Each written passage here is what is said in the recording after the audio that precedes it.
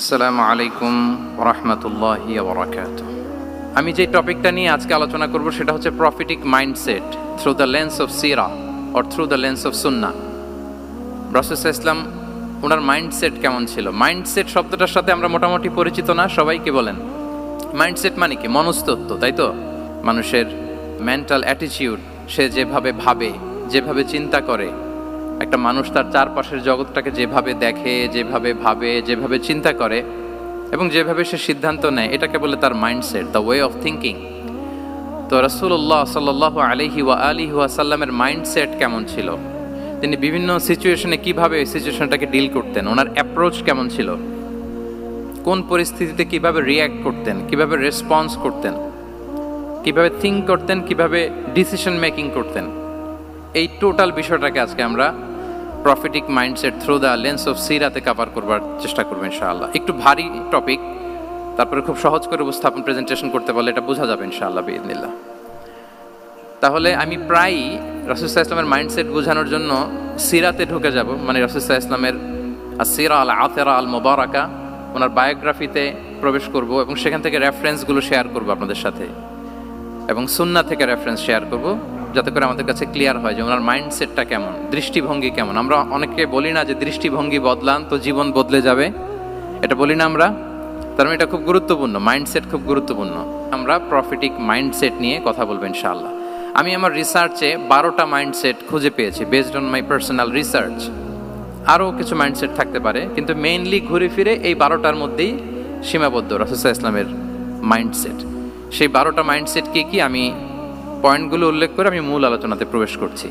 প্রথম হচ্ছে god centric mindset, 2 নম্বরে ভিশন ওরিয়েন্টেড, 3 নম্বরে উইজডম ড্রিভেন, 4 নম্বরে রিফর্ম সেন্ট্রিক, 5 নম্বরে ওপেন মাইন্ডেড, 6 নম্বর এন্টারপ্রেনাল, 7 নম্বর কনসিডারেট, 8 নম্বর ট্রান্সপারেন্ট, 9 নম্বর অ্যাপ্রিসিয়েটিভ, 10 নম্বর হচ্ছে ফ্লেক্সিবল, 11 নম্বর অপটিমিস্টিক, 12 নম্বর হচ্ছে resilient. Based on my research, আমার ক্ষুদ্র গবেষণা আমি খুঁজে পেয়েছি যে রাসূল সাল্লাল্লাহু আলাইহি ওয়াসাল্লাম এই ধরনের মানসিকতার অধিকারী ছিলেন, এই অ্যাপ্রোচের অধিকারী ছিলেন। প্রথম যেই মাইন্ডসেটটা নিয়ে আমরা আলোচনা করব সেটা হচ্ছে গড সেন্ট্রিক মাইন্ডসেট বা আল্লাহ সেন্ট্রিক মাইন্ডসেট। অর্থাৎ রাসূল সাল্লাল্লাহু আলাইহি ওয়াসাল্লাম যে কোনো কাজে তিনি আল্লাহ তাআলাকে ফিল করতেন, সব কিছু ছিল আল্লাহ তাআলা কেন্দ্রিক। যাই তিনি করতেন না কেন, একজন মহান সত্তার সন্তুষ্টির জন্যই তিনি সেটা করতেন। তিনি কে? আওয়াজ করে বলুন, তিনি কে? আল্লাহ সুবহানাহু ওয়া তাআলা। তার সন্তুষ্টির জন্যই তিনি সব কিছু করতেন এবং সব সময় তিনি এটা ফিল করতেন যে আমার আসল ভরসা স্থল হচ্ছে আল্লাহ তাআলা। আসল ভরসা স্থল কে? আল্লাহ তাআলা। এবং আল্লাহকেই তিনি ওনার নিজের অভিভাবক হিসেবে সব সময় চিন্তা করতেন এবং তার দয়ার পরশেই যে আমরা বেঁচে আছি, তিনি যে আমাকে আগলে রেখেছেন, সার্বক্ষণিক এটাকে মনের মধ্যে ধারণ করা, সবসময় এই চিন্তাটা ভেতরে লালন করা, এটাকেই বলে গড সেন্ট্রিক মাইন্ডসেট বা আল্লাহ সেন্ট্রিক মাইন্ডসেট। এই মাইন্ডসেটের অধিকারী যদি আপনি হতে পারেন, আপনি একটা ডিভাইন পাওয়ার শিল্ডের ভেতরে থাকবেন, একটা ডিভাইন প্রোটেকশনে থাকবেন। চারিদিকে তুফান, ঝঞ্ঝা, ঝড়, অনেক কিছু, কোনো কিছু আপনাকে স্পর্শ করবে না, কারণ আপনার গড সেন্ট্রিক মাইন্ডসেট আছে। একটা মহা শক্তিধর সত্তার সাথে আপনার সংযোগায়ন আছে, কানেক্টিভিটি আছে। সো প্রথম মাইন্ডসেটটা হচ্ছে গড সেন্ট্রিক মাইন্ডসেট। রাসূল সাল্লাল্লাহু আলাইহি ওয়াসাল্লাম সবসময় সবকিছু আল্লাহ তাআলার সন্তুষ্টির জন্য করতেন এবং তিনি ভাবতেন আমার কেউ না থাক, আল্লাহ আছে। যার কেউ নাই তার কে থাকে? আল্লাহ আছে। এটাই হচ্ছে গড সেন্ট্রিক মাইন্ডসেট। আসুন আমরা সিরাতের ভেতরে ঢুকে যাই, যেহেতু আমরা বলেছি থ্রু দ্য লেন্স অফ সিরা। সিরাতের পরতে পরতে, সুন্নাহর পরতে পরতে আমরা দেখব যে তিনি গড সেন্ট্রিক মাইন্ডসেটের অধিকারী ছিলেন কিনা। আল্লাহর হাবিব সাল্লাল্লাহু আলাইহি ওয়া আলিহি ওয়াসাল্লাম একবার একটা যুদ্ধ থেকে ফেরার পথে মরুভূমির মাঝখানে সেনাবাহিনীকে থামিয়ে বিশ্রামের ঘোষণা দিলেন যে তোমরা একটু বিশ্রাম নাও। তো উনি একটা গাছের নিচে বিশ্রামের জন্য গেলেন এবং সেখানে গাছের ডালে ওনার তলোয়ারটা ঝুলিয়ে রাখলেন, ঝুলিয়ে বিশ্রাম নিতে লাগলেন, ঘুমিয়ে পড়লেন। হঠাৎ এক বেদুইন এসে রাসূল সাল্লাল্লাহু আলাইহি ওয়াসাল্লামের এই কোষবদ্ধ তলোয়ারটা কোষমুক্ত করে এরকম হাতে নিল। রাসূল সাল্লাল্লাহু আলাইহি ওয়াসাল্লাম ঘুম থেকে জেগে উঠলেন। এবার বেদুইন বলতে আরম্ভ করলো, মাইয়ামনাউকা মিন্নি, এই মুহাম্মদ তোমাকে এবার কে বাঁচাবে বলো, এই তো আমার হাতে তলোয়ার, কে বাঁচাবে? সাথে সাথেই আল্লাহর হাবিব সাল্লাল্লাহু আলাইহি ওয়া আলিহি ওয়াসাল্লাম উনি উত্তরে বললেন আল্লাহ। উত্তরে কি বললেন? কোনো চিন্তা ভাবনা নাই যে ওরে আঘাত করা যায় কিনা পাল্টা, বা কোনোভাবে ওর কনফিডেন্স ডাউন করা যায় কিনা, এদিক সেদিক কারো সাপোর্ট চাওয়া যায় কিনা, কোনো দিকে না তাকিয়ে কি বললেন? আল্লাহ। সব সময় তিনি আল্লাহ কেন্দ্রিক ছিলেন। এটাকে বলে গড সেন্ট্রিক মাইন্ডসেট। যে কোনো পরিস্থিতিতে তিনি আল্লাহ যে আমার সাথে আছেন এটা কল্পনা করতেন। এবং সুনানে আবু দাউদের একটি বর্ণনা এসেছে, রাসূল সাল্লাল্লাহু আলাইহি ওয়াসাল্লাম কান নবী সাল্লাল্লাহু আলাইহি ওয়াসাল্লাম ইযা হাযাবাহু আমরুন সাল্লা, তাকে যখন কোনো জিনিস বিচলিত করত তিনি জায়নামাজের মুসল্লায় দাঁড়িয়ে যেতেন, সালাতের জন্য দাঁড়িয়ে যেতেন। বিপদে পড়লেই আল্লাহর কাছে সেটা সঁপে দিতেন, শেয়ার করতেন। আমরা বর্তমানে কোনো বিপদে পড়লেই কি করি? আগে কোথায় শেয়ার করি? ফেসবুকে। আসলে করা উচিত কার সাথে? হ্যাঁ, আমার স্ত্রীর সাথে শেয়ার করার আগেও শেয়ার করব কার সাথে? আমার বন্ধুর সাথে শেয়ার করার আগেও শেয়ার করব কার সাথে? আল্লাহর সাথে।